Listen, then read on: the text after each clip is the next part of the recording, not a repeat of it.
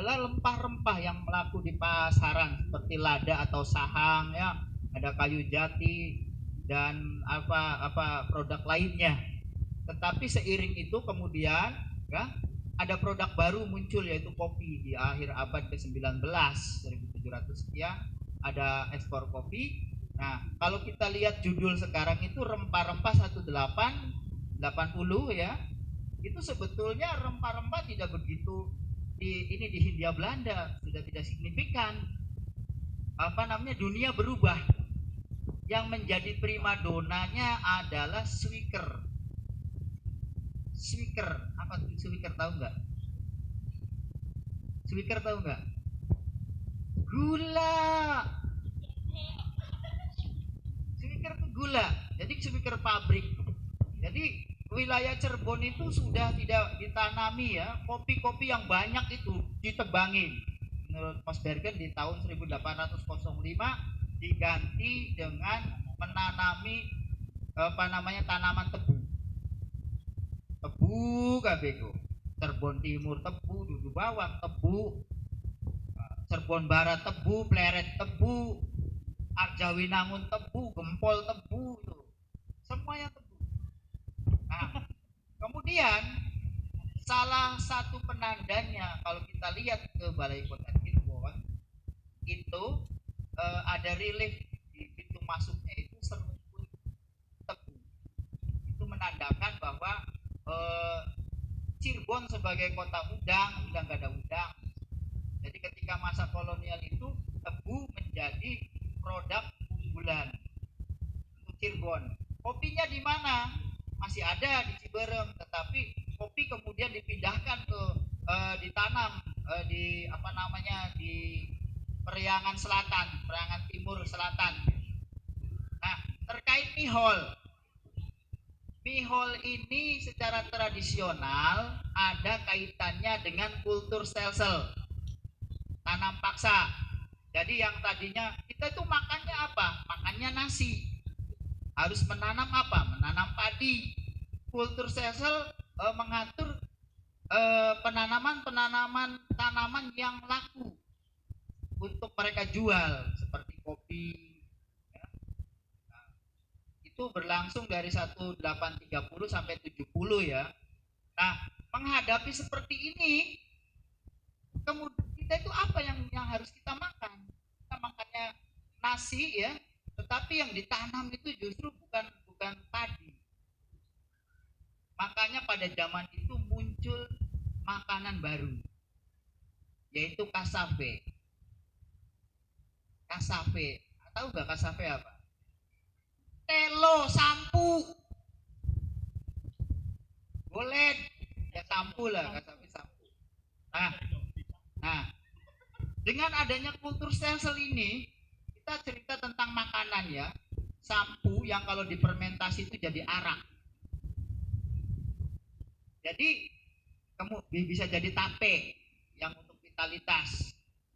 Jadi karena kita harus menanam sesuai arahan politik kultur stelsel untuk bisa bertahan, yang biasanya makan nasi nandur sampu. Nah, nandur sampu. Nah, makanya ini ada dari sampu itu nanti ada genre makanan. Seperti halnya apa? Contohnya makanannya apa saja? Dari sampu yang paling populer peyem. Peyem itu jareanu tape dari sampu. Kenapa di periangan itu sampunya jadi peyem yang kemudian ada alkoholnya itu anget? Memang kebutuhan lingkungannya. Karena di sana lingkungannya adem, langka panas, di PP angel, akhirnya difermentasi. Beda lagi dengan misalkan daerah-daerah yang panas, sampunya itu ditaruh di genteng, ya, jadi gaplek. Gaplek itu bisa dibuat jadi bentot, bisa dibuat jadi makanan apa di Jawa yang dari gaplek?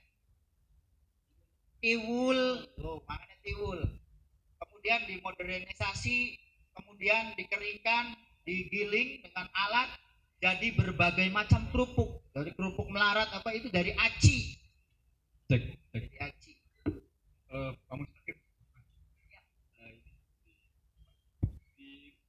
Disudahi.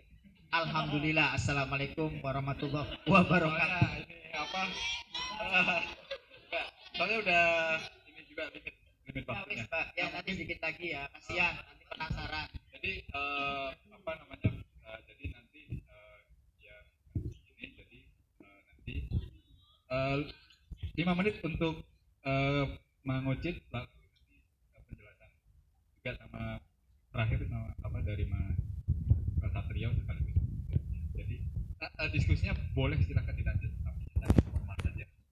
Barangkali teman-teman yang lain apa namanya pengen fokus, pengen diskusinya lebih terfokus. Jadi saya mempersilahkan teman-teman punya special time. Jadi punya waktu yang spesial untuk ini quality time. Ya gitu lah. Soalnya itu lebih mendalam aja nanti. Silakan mengucit 5 menit dan nanti saya serahin ke Iya baik, jadi itu teman-teman saya pengen ngomong banyak. Tadinya saya juga mau ngomong apa ya. Tapi ternyata ngomongnya banyak ya. Ternyata masih ada satu lagi yang belum di ini, tapi biar saya sudah siapkan film bagaimana perjalanan Cirebon ya ketika muncul masa VOC sampai akhir Hindia Belanda. Nanti sebentar lagi kita setel. Sudah siap ya Mas ya? Iya. Ya, jadi mudah-mudahan saja film ini bisa memperjelas bagaimana posisi Cirebon dari apa namanya awal munculnya, perkembangannya sampai surutnya masa VOC, dan mudah-mudahan ini cepat disetel. Jadi narasumber di sini bisa nonton. Jadi ngomongnya jangan banyak-banyak. ya terima kasih. Sebentar saja tidak akan menjawab semua pertanyaan. Kalau folklore itu ya memang jelas tidak ada penulisnya. Karena folklore itu ya milik masyarakat. Kalau tanya penulisnya siapa ya nggak tahu. Orang tradisi lisan kan. Tentu untuk menghadirkan folklore meja ilmiah katakan, kita tidak bisa pakai metode sejarah. Ya pakainya folklore itu. Jadi proses pemaknaannya itu tidak bisa pakai sejarah. Jadi jangan dipaksa folklore itu jangan diperkosa untuk jadi sejarah. Biarkan saja jadi folklore, pakai metode folklore, pakai hermeneutik, pakai sinopsis, pakai apapun, tapi jangan pakai itu dipaksa seolah-olah itu sejarah. Nah, gejala yang muncul di kampung-kampung waktu saya riset sama ya betul Pak. Itu kayak orang yang saya sebut itu trauma kolektif. Jadi kita itu kayak orang yang pernah ada di atas kemudian jatuh. Itu sakit sekali nyesek gitu. Dan ini trauma kolektif ini kalau kita di Marama itu belajar trauma individu ya. Itu ada mirip-miripnya gitu. Ada mirip-miripnya. Jadi kondisi trauma genik ini perlu pendekatan tertentu yang paling berat. Langkah pertama yang perlu dilakukan itu mengakui bahwa dia pernah jatuh. Itu sulit kan. Yang saya lihat di Cirebon ya butuh waktu. Tapi bicara Cirebon ini kan udah lama gitu. Tapi masih susah move on gitu.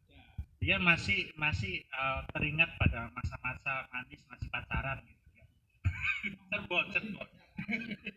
Cirebon. Jadi dia masih mengingat masa-masa manis tapi lupa. Kali bacinya itu lupa Pak. Jadi yang jelek-jeleknya itu lupa, kejatuhannya itu lupa, padahal akui saja. Nah, tapi untuk mengatakan ini dengan orang-orang atau budaya Cirebon sulit. Bahkan untuk orang-orang di kampung yang semakin tua itu kan sulit. Bahkan onjo-onjoan desa. Desa kita paling tua, paling keren, paling hebat, buyute. Terus bulet. Itu yang terjadi. Ya PR-nya banyak, mungkin di luar diskusi ini kita bisa diskusi lagi. Tapi saya apresiasi